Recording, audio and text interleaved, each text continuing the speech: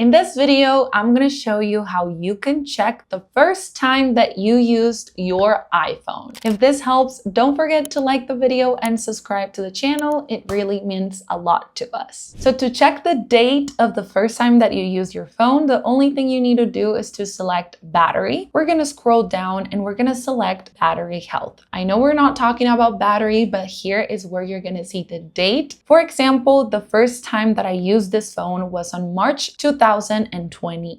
That's how easy you can check. Above, you're gonna see when the phone was manufactured. So it was November 2024. And that's pretty much it. This is important information if maybe you're buying a secondhand phone and you wanna check for how long the phone has been in usage. Thank you guys for watching. I'll see you in the next one.